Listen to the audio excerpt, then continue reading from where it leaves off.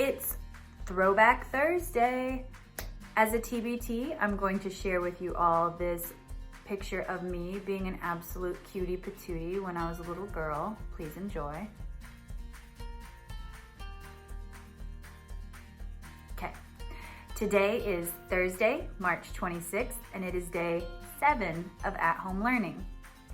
Today we're gonna talk, whose English is, we're gonna go feed the chickens on the farm. Try it again, sis. You're an English teacher. Today, we're going to discuss the first half of chapter 2 of Little Rock Girl, 1957. So I told you guys that our focus for this text is analyzing text structure. Yes! Yes! And we talked about the first step in a historical piece like this is looking at the style of writing that we're encountering. Is it narrative or is it informational? So we're gonna start off today by playing everybody's favorite game. Say it with me, folks.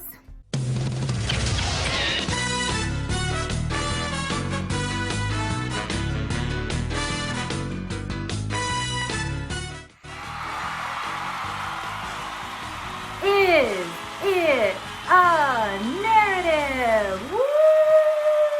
Yes! Okay, enough of that.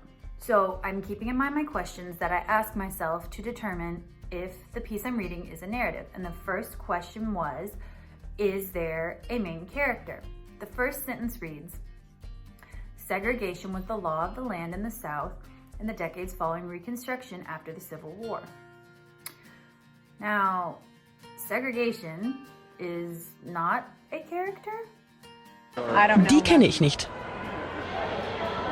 Oops. I don't think. I hope not.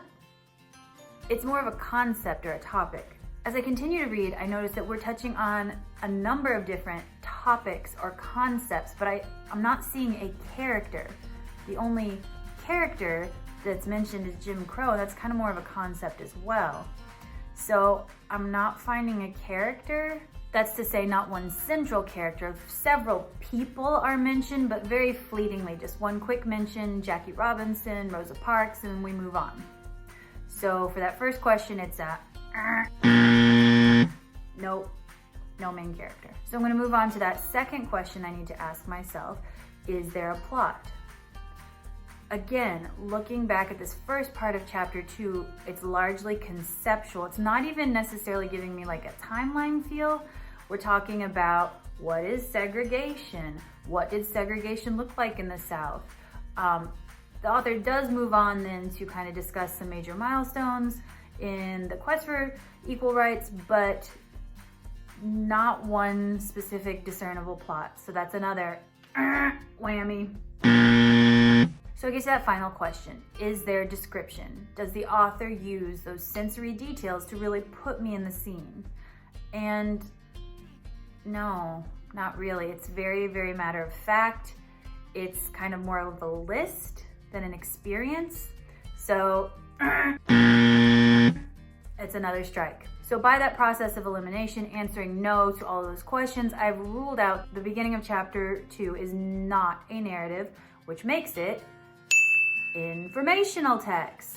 So I know I'm going to read this part of the chapter a little bit differently. I'm not trying to follow a story or the developments of a plot or a single character's experiences. I'm really looking for facts and information. I did notice, however, that at the end of the reading for today, as we're reaching the midpoint of the chapter, it's starting to maybe feel a little bit more narrative. I still couldn't identify a single central character, but I was being given a series of events in a specific order that build on each other. And there wasn't a lot of description, but I still felt like the author was conveying an experience. So I'm heading into the second half of the chapter tomorrow, keeping in mind that I might be switching over from that informational text to a narrative writing style, which is going to affect the way I look at the second half of the chapter. I hope you're checking out your text features, because one of the primary text features throughout Little Rock Girl 1957 are these rather large, important text boxes. In chapter 1, at the end of the chapter, if you ignored that text box, you missed out on learning about a really important figure of the Civil Rights era and a huge helper to the Little Rock Nine, Daisy Gatson Bates. Her life experiences are just unbelievable, and she's an extraordinary woman, so if you did skip over that, I encourage you to go back and check that out. In this first half of chapter 2, our text box taught us about Thurgood Marshall, who's not only a super important figure to this story and the Little Rock Nine, but he is one of the most influential African American leaders in all of American history. Definitely check it out and learn a little bit more about him. So now we figured out how this first half of chapter 2 is structured. Our next task is to figure out why. Go ahead, one more time, cut to it. Why?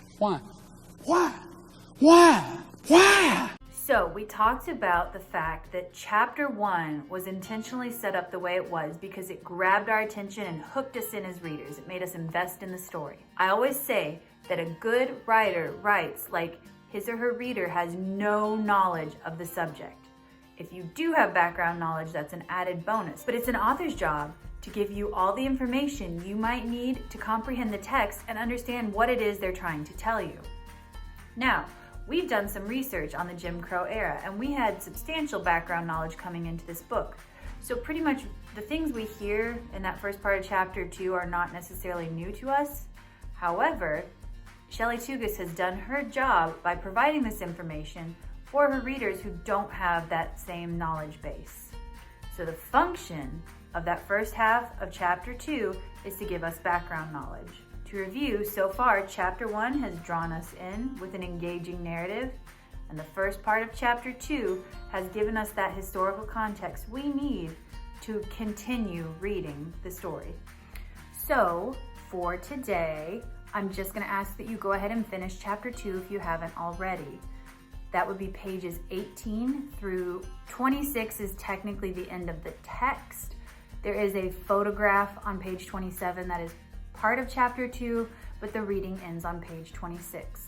So one more time, that assignment is to read pages 18 through 26 of chapter 2 of Little Rock Girl, 1957. I'll put another discussion thread. The discussion is totally voluntary, but if you come across things that are confusing to you, or you have specific connections or reactions that you'd like to share with the class, feel free to post there. And if there are questions, I promise you I'll get right on responding to those. So check out that discussion thread. I've been getting on IXL at least once a day to check scores for every skill, for every class. So as awesome and fun as that is,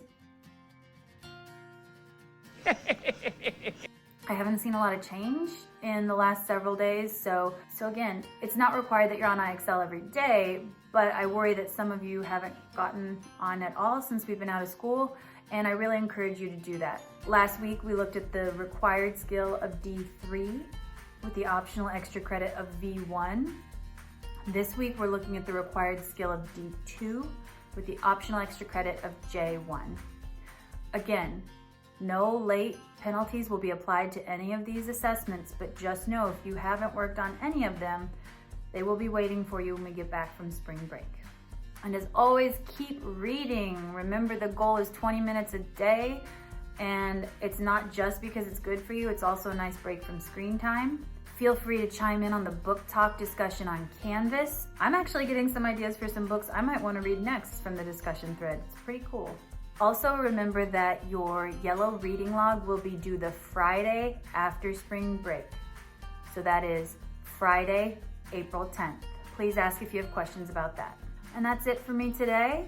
I will see you guys tomorrow on Friday on our last day before spring break. I know that's less exciting now than it would be if we were still in school, but it's still exciting because spring break is a state of mind. Have a beautiful, wonderful day. I love you with my entire heart, and I miss you so much. I'll see you tomorrow.